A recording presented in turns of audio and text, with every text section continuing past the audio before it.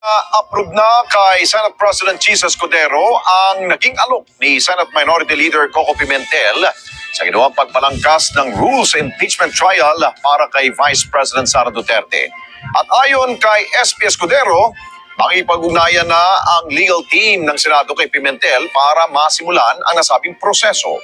Yan Corvera sa balita.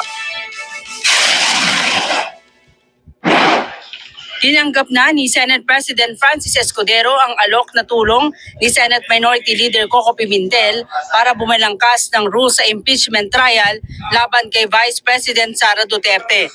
Ayon kay Escudero, kwalipikado sa pwesto si Pimentel dahil bukod sa bar top-notcher, kabilang ito sa 5 abogado na miyembro ng Senado.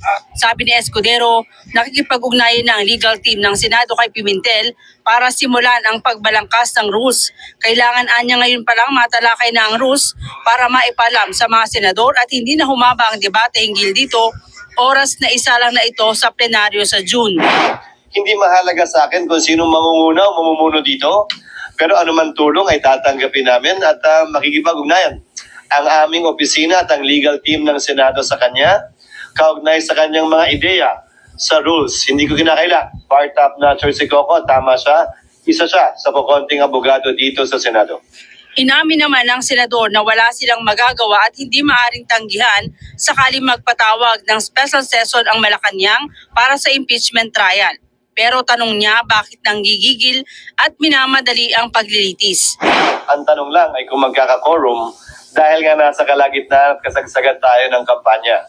At dahil yung kalendaryo inaprubahan ng matagal na at maliban sa mga nangangampanya, lokal man o nasyonal, so hindi lang re-electionista, ay baka sila iniwala dito. Pero pag tumawag ng Malacanang? Wala namang rason para tumanggi ang Senado at ang Kongreso kung mangyayari yun. Di ba, ba't naman kami hindi susunod? Pero para saan uli? Para dito? Ulitin nga, para dito, hindi hayaan nating magpasya.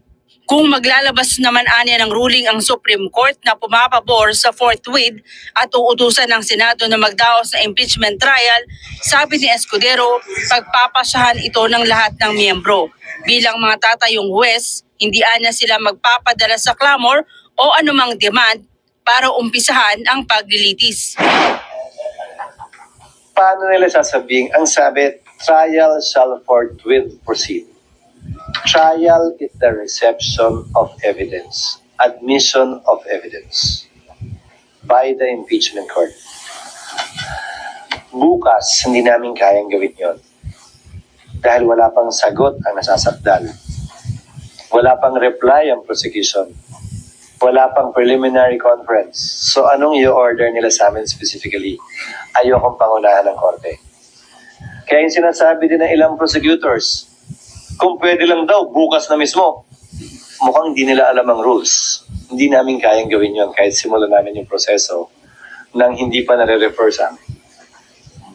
So, babasahin namin kung ano man yun at pag-aaralan namin kung paano ito mapapatupad at kung kaya itong matupad.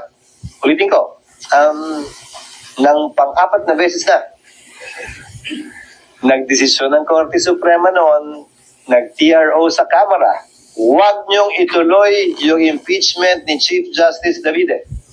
Nagbotohan ng Kamara, tinuloy pa rin nila. Nag-desisyon ng Korte, huwag niyong buksan yung foreign currency deposit account ni Chief Justice Corona. Nagdesisyon ng Senado, galangin natin, sundin natin. So, Senado pa rin bilang impeachment court ang magdedesisyon yan o Senado bilang plenaryo ang magpapasya ng bagay na yan. Kung ako tatanungin, as a general rule, marapat at dapat galangin palagi ng Senado anumang desisyon.